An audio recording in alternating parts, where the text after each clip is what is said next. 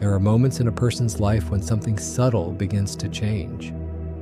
Nothing dramatic happens at first. The same streets are walked, the same people are seen, the same routines appear to continue. And yet, internally, something feels different. The way the mind interprets events begins to shift. Old reactions feel unfamiliar. Old fears lose some of their authority. This is often confusing because from the outside, life may still look the same. But inside, the observer has begun to change. And when the observer changes, reality eventually follows. Most people believe that identity is something fixed, something built slowly through the past. They say, "This is just who I am." But both psychology and physics suggest something different. Identity is not a fixed object. It is a pattern of observation, a collection of thoughts, emotional responses, and interpretations that repeat so often they begin to feel permanent. But repetition does not make something permanent. It simply makes it familiar. In quantum physics, there is a principle known as the observer effect.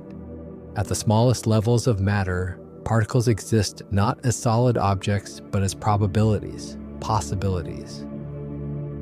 If this way of seeing the world speaks to you, you're welcome to subscribe. These conversations continue for those willing to observe. Before observation, there is no single defined state. There is only a field of potential outcomes. But the moment observation occurs, something remarkable happens. The wave of possibilities collapses into a single measurable result. Potential becomes reality. Now imagine this not only at the level of particles, but at the level of human identity.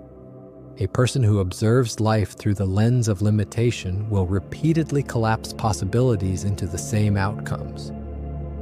Not because the world is fixed, but because perception directs attention. Attention directs decision. Decision directs behavior. And behavior gradually organizes reality. In other words, identity acts as a filter through which possibility becomes experience. When someone says they are shifting identity, what is actually happening is this. The observer is being retrained. Old patterns of interpretation begin to loosen. New perspectives begin to emerge.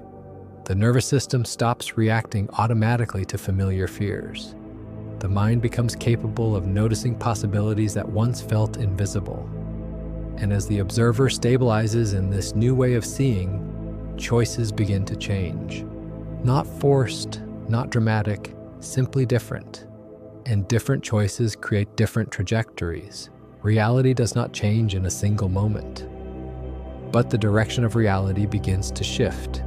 This is why identity work is so powerful. Because when a person tries to change their life without changing the observer, the old identity continues collapsing the same possibilities. But when the observer evolves, something new becomes available. The field of possibilities reorganizes. Paths that once seemed closed begin to appear. Opportunities that once felt distant begin to move closer. And slowly, the life that once felt out of reach begins to look natural. Not because the universe suddenly changed, but because the observer within it did. Identity shift is not about pretending to be someone else. It is about allowing the observer to see reality through a new level of awareness. And when awareness evolves, the world it observes begins to evolve with it. And the universe keeps speaking for those willing to observe.